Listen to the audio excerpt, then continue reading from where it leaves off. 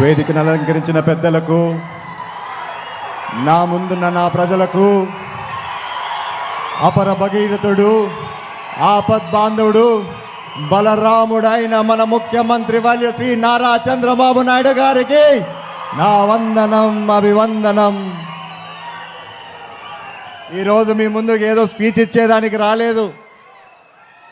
నిన్నగాక మొన్న ముఖ్యమంత్రి వర్యులతో నాకు జరిగిన సంఘటన మీతో పంచుకుందామని చెప్పి మీ ముందుకొచ్చా. గత సంవత్సరంలో అసెంబ్లీ సమావేశాలు జరిగేటప్పుడు ముఖ్యమంత్రి గారి పేషీకి వెళ్ళా. నేను అక్కడికి వెళ్ళి, అయ్యా మా యాడికి కాలువకు, మా ముచ్చుకోట రిజర్వాయర్కి నీటి కేటాయింపులు లేవు, దయ ఉంచి ఒక జియో ఇప్పించండి అని చెప్పి ముఖ్యమంత్రి వారి దగ్గరికి వెళ్ళా. అప్పుడు ముఖ్యమంత్రి గారు ఒకటే అన్నారు, నా భుజం, నేను పక్కనే ఉంటే దగ్గరికి లాక్కొని భుజం పైన చేసి, మనందరికి తెలిసిండేదే కదా మన ముఖ్యమంత్రి గారు, తడుతూ తడుతూ ఒకటే చెప్పాడు, ఇదిగో తమ్ముడు, జియో గియో ఇచ్చేది లేదు కానీ ఖచ్చితంగా ప్రతి చెరువుకి ప్రతి కాలువకి నీళ్ళిచ్చే బాధ్యత నాది, నువ్వు ధైర్యంగా వెళ్ళని చెప్పి నాకు ధైర్యం ఇచ్చి సాగనిచ్చారు. కానీ ఏం చేద్దాం, మొదటిసారి ఎమ్మెల్యేకి ఏం తెలుస్తుంది? ఒక కాగితం అన్న చేతిలో ఉంటే అధికారులతో మాట్లాడేదానికి ఏదన్నా ఉందని అనుకున్నా. ఒకవైపేమో నాకు ధైర్యం ఇచ్చాడు, తడుతూ భుజం తడుతూ, నువ్వు పో, నేను ఇస్తాను నీళ్ళు నీకని. ఇంకోవైపు ఎటువంటి కాగితం లేదు. మళ్ళా అధికారులతో ఏడ గొడవ పెట్టుకునేదబ్బా అనుకుంటా దిగులుతో బయటికి వచ్చా. మీరు నమ్ముతారో నమ్మరో, ఖచ్చితంగా తాడిపత్రిలో ఆ సమావేశాలు అయిపోయే లోపల, తిరిగి వచ్చే లోపల ఫోన్లు రింగ్ అయినా ఎక్కడి నుంచి వచ్చాయంటే అధికారుల నుంచి ఫోన్లు వచ్చాయి. సార్, సీఎం ఆఫీస్ నుంచి మాకు వచ్చింది, ఆదేశాలు వచ్చాయి, ప్రతి చెరువు ప్రతి కాలువ నీళ్ళు ఇవ్వాల్సిందే, మన రైతులకి ఎటువంటి బెంగ లేదు ఈసారి అని చెప్పారు. అన్న విధంగానే మనకి నీరు అందించారు. సార్, మీరు నమ్ముతారో నమ్మరో సార్, మా ఊరిలో మామూలుగా డిసెంబర్ నాటికే నీళ్ళు ఉండటు సార్, కానీ ఈసారి మాత్రం ఏప్రిల్ నెలలో కూడా మేము నీళ్ళు ఇచ్చే స్థాయికి వచ్చామంటే మీ దయ సార్, మీ ఆలోచన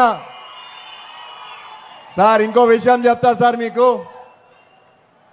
ఆనాటికి భగీరథుడు గంగమ్మని మన నేలపైకి తెచ్చాడో లేదో తెలియదు కానీ సార్, మీరు మాత్రం ఈనాటి భగీరథుడై మాకు నీళ్ళిచ్చి మా దాహర్తు తీర్చారు సార్. అదేవిధంగా కాదు సార్, కష్టాల్లో ఉన్నప్పుడు ఆపద్ బాంధుడై మా కన్నీరు కూడా తుడిచారు సార్. చివరికి రైతు గుండెల్లో ఒక బలరాముడై మిగిలిపోయారు సార్ మీరు.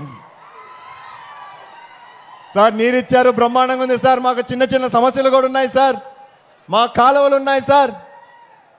ఆ కాలంలో ఎప్పుడైతే జేసీ దివాకర్ రెడ్డి గారు, మా పెదనాన్న గారు శాసనసభ్యులుగా ఉన్నారో, ఒకవైపు నార్త్ కెనాలు, ఒకవైపు యాడి కెనాలు, మరొక వైపు ఫ్లడ్ కెనాలు, ఇంకోసారి Pendekal reservoir, Chagal reservoir sir, ఇవన్నీ కట్టించుకున్నాం సార్. ఈ ప్రాజెక్టులంతా ఏమైనాయంటే సార్, మధ్యలో దాదాపు 70% పూర్తయి కేవలం ఒక 30% పూర్తి చేసుకున్నామంటే ఖచ్చితంగా రాబోయే కాలంలో 1,00,000 కాదు సార్, 1,50,000 ఎకరాలు నీగిచ్చే సామర్థ్యం మనకుందని చెప్పి మరొకసారి మీ ద్వారా తెలియజేసుకుంటున్నాను సార్. సార్, నీటి వరకైతే మాట్లాడాను సార్.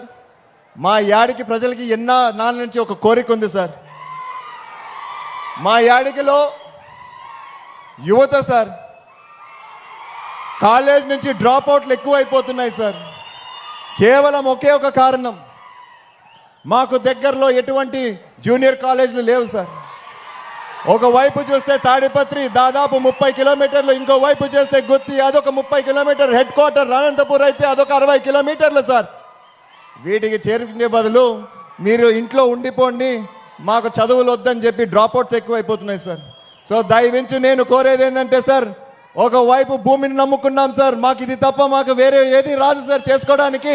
దయచేసి మా కాలువలు పూర్తి చేయండి సార్, మాకు మళ్ళా నీళ్ళు వచ్చే విధంగా చేయండి సార్. అదేవిధంగా మా యువతకి మరొక్కసారి భరోసా ఇవ్వండి సార్. నేనున్నానని చెప్పి మీరు రైతాంగానికి కూడా భరోసా ఇచ్చినట్టు అవుతుంది సార్. ఇప్పటికే యువత చాలా మంది ముందుకు రావట్లేదు సార్.